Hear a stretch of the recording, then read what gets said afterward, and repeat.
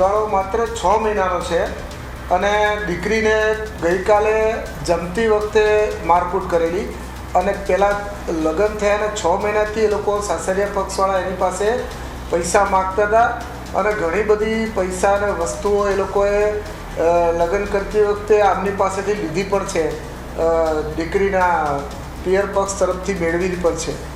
આખો સમગ્ર પરિવાર એ ઘરની અંદર હાજર હતો. એમાં FSLના અધિકારીઓ તથા પોલીસની ટીમો એના જગ્યાને પ્રિઝર્વ કરી અને એના પુરાવા લે છે, તપાસ કરે છે.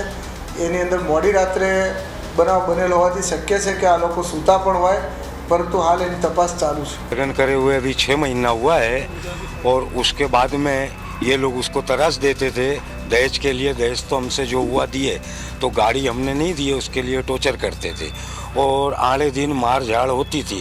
और मैं बड़ा मामा हूँ, मेरी भांजी है, तो मैं मेरे पास में बोलते थे तो मैं आता था और मैं समझा बूझा के मैं उसको वापस घर भेज देता था कि चलो घर की बात है, अपने समझौता कर लेते हैं.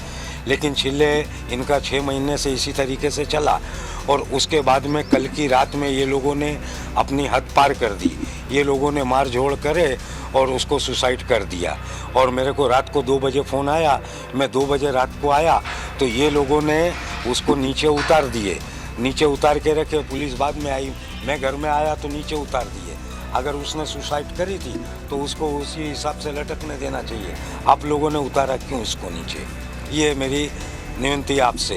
और मैं ये चाहता हूँ कि इन चारों आरोपियों को कड़क से कड़क सजा दो. અમારી તમામ માહિતીથી અપડેટ રહેવા માટે જોડાયેલા રહો S9 ન્યૂઝ સાથે.